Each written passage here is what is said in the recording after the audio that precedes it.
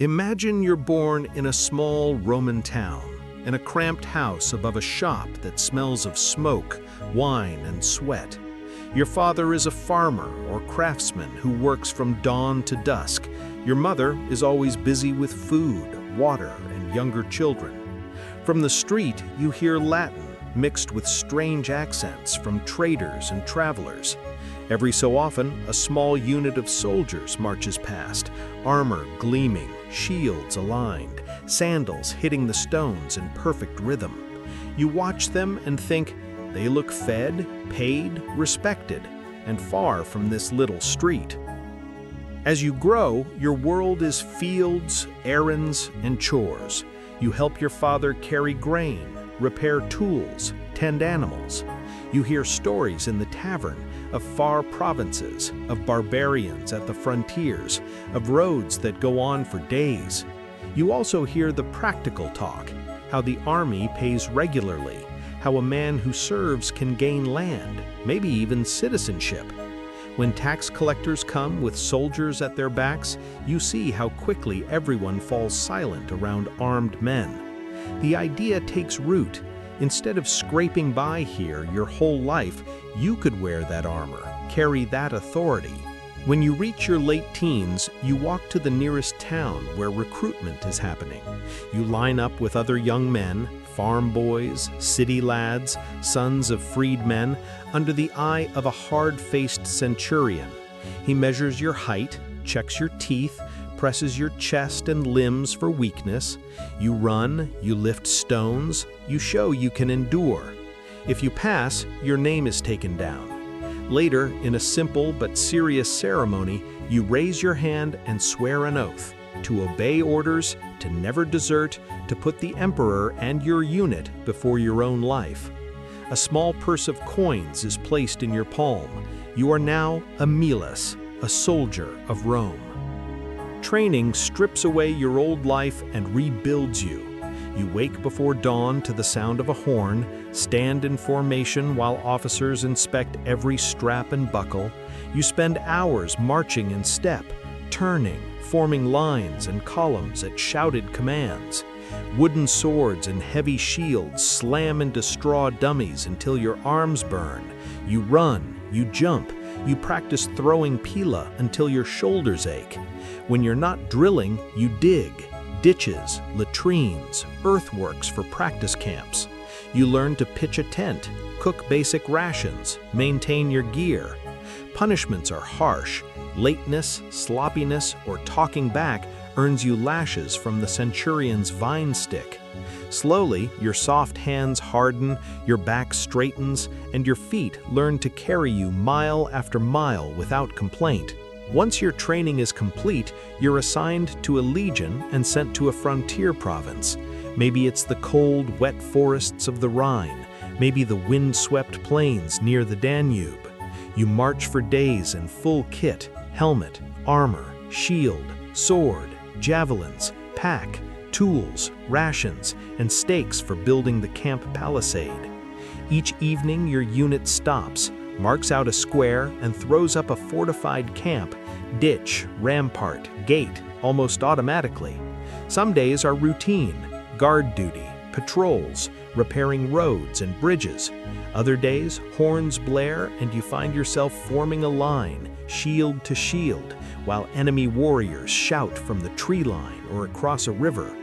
Fear churns in your stomach, but your body moves the way it was trained. Step forward, lock shields, thrust, withdraw.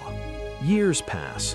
You grow used to the smell of leather and iron, the sound of Latin curses and camp jokes, the damp of canvas over your head at night. You share a tent with 7 other men, eating, sleeping, and marching together until they feel more like brothers than comrades. You see different lands, snow-covered hills, hot, dry plains, misty valleys, and learn bits of other languages from recruits drawn from across the empire. You watch friends fall sick and never rise, get hit by stray arrows, or simply break under the strain and get sent home crippled. New recruits arrive to fill their places, wide-eyed and clumsy, and you find yourself teaching them how to strap on armor properly or how to avoid blisters. If you prove reliable and brave, holding the line when others panic, keeping your gear in perfect condition, following orders without hesitation, your centurion starts to trust you. You might become a decanus, responsible for your own contrabenium. You check your men's equipment, make sure they show up where they should, keep order in the tent. Later, you might be promoted further to optio or even centurion, wearing a transverse crest on your helmet and carrying the vine stick of authority. With each step up, your pay increases, but so does your burden. Now, when someone disobeys, you are the one who must discipline him. When orders come down, you are the bridge between officers and common soldiers. Outside your camp, the empire changes. Emperors die, some from illness, some from plots, and new ones are acclaimed by cheering legions. You're ordered to new campaigns, suppressing revolts, pushing a frontier river farther out, guarding engineers as they build walls and forts. You see conquered peoples forced to accept Roman rule, and sometimes you see Roman arrogance crush local customs. You may wonder, on a quiet watch at night, whether the barbarians across the river feel any less human than your own family. But the next trumpet call, the next drill, the next skirmish pulls you back into the simple, hard clarity of a soldier's life. As the official term of your service approaches, around 25 years, you feel the weight of time in your bones. Old injuries throb when it rains, and getting into armor takes a little longer than it used to. Younger soldiers laugh louder, run faster, boast more. You know better what a javelin or a fever can do to a man. You spend more time instructing, correcting, and less on the very front of the line. You count the years, the campaigns, the emperors you've served under, and think about the land and citizenship you've been promised, imagining a small farm, a house of your own, no centurion shouting before sunrise. When your discharge finally comes, it's almost strange in its simplicity. Your name is read out with other veterans, you receive a bronze diploma or a written certificate stating you have completed your service honorably. It grants you full Roman citizenship if you didn't already have it, and often a plot of land in a colony, sometimes right there on the frontier you once defended. You pack your gear, say brief goodbyes to men who will be marching out at first light, and step through the gate as a civilian for the first time in decades. The Legion's standards fly behind you as you walk away. Civilian life is quieter but not easy. You travel to your allotted land, clear stones, dig, plant, build. The skills you learned in the army, measuring, organizing, working in order, help you lay out fields, dig irrigation channels, construct a sturdy house. You marry, maybe a local woman from a people your legion once fought, and your children grow up hearing Latin commands mixed with their mother's tongue. Neighbors treat you with respect. Some ask for your help settling disputes or defending the village if raiders appear. You keep your military diploma and maybe a worn helmet or sword as reminders of the years you spent behind the shield.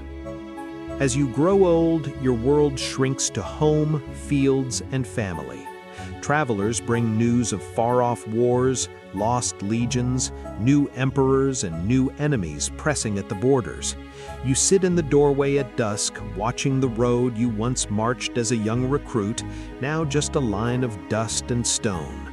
Your hands are knotted with age, your back bent, but your movements still carry a trace of drill-ground precision. When illness or age finally takes you, your children bury you as a veteran of Rome. A simple grave, perhaps a small inscription naming your legion and years of service.